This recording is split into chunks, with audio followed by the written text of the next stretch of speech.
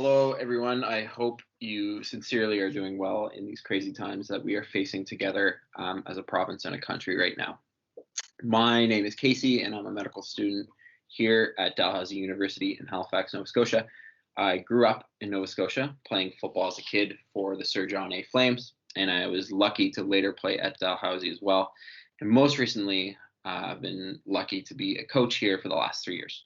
And I'm really excited to be chatting with you all today about why helmets are so important and about some of the research that we are doing on concussions in football here at Dal as part of this Discovery Center's Health and Safety Week. So our brains, it is arguably the most important organ in our bodies. It regulates our actions and reactions, allows us to think, feel, and coordinates all the inner workings of what keep us alive on a day-to-day basis. So this is everything from our digestion to our breathing to our heart rates are regulated by our brains, all to an extent.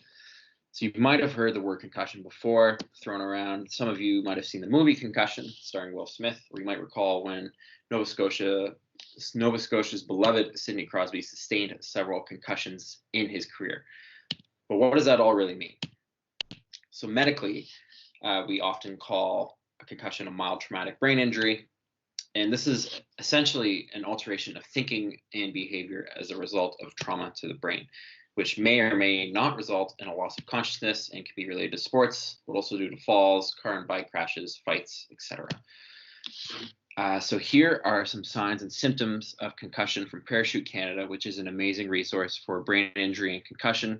And one thing to note is that there's a huge spectrum of how severe concussion can affect your brain. Some might have some general confusion and poor concentration, slight headache, but serious concussions can result in a loss of consciousness or vomiting. So why do concussions happen? Well, concussions occur when the brain is slapped against intracranial surfaces, so the inside of the skull, with an acceleration and deceleration event as shown here in this picture. This is a depiction of what the brain might look like during trauma, such as a car crash or a football hit or a hockey hit. So our research at Dalhousie Football, we know that helmets can protect us from brain injury, but we also know that they're not perfect. So my research is looking at what kinds of head impacts can lead to brain injury and why specific things happen. So we at Dal Football were the first university football team in all of Canada to fully outfit their team with Rydell Insight helmets shown here in the video.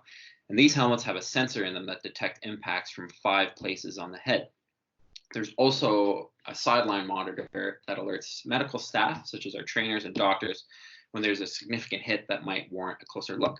I do want to be clear, though, that these helmets do not detect a concussion. It's also very clear from the company as well. And what's also really cool about these helmets is that it gives us a lot of data that we can use to make the game safer and keep our players safer. It tells us how hard the hits are that our players are taking, when they're taking them in practices down to the minute, and when and during games, and on what part of their head they're happening to. So this player specifically is taking a lot of hits to the front of their head. And as coaches, we have used this information to teach them how to do this less and avoid further hits to the head. So switching gears a little bit, I'm going to talk to you about the blood-brain barrier, which is a layer of defense that our brains have, keeping harmful toxins such as viruses, bacteria, and other things we don't want in our brain that are in our blood, but it keeps it out of our brain while allowing necessary things like energy, such as glucose and oxygen, to successfully enter the brain and sustain life.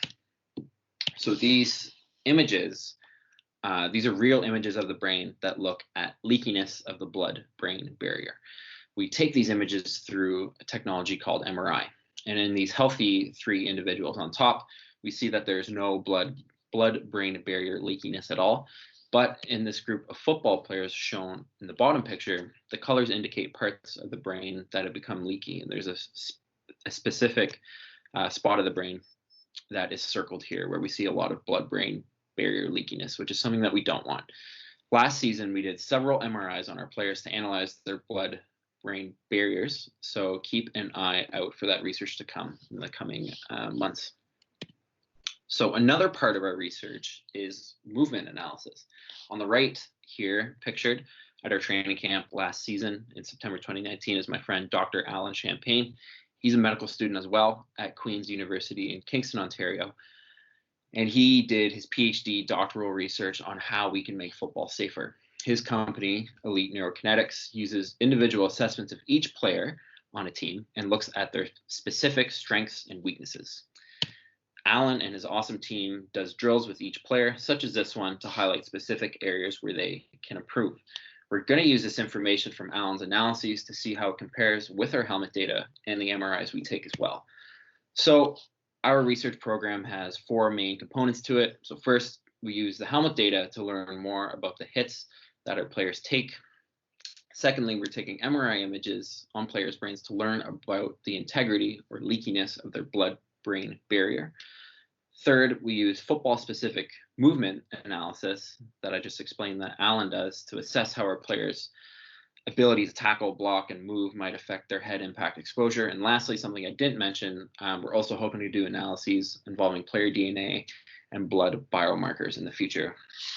So in this short video, I hope you learned a little bit about brain health and concussion. But while we're under quarantine, if you're interested, I encourage you to reach out, and I encourage you to do a lot of your own research to learn more about these important topics.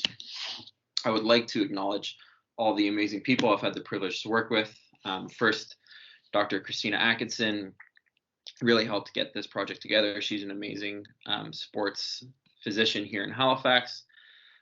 Dr. David Clark and his neurosurgery team, his awesome research team, for keeping the ball rolling here, and also Dr. Alon Friedman, who is an expert in some of the brain imaging techniques I showed you.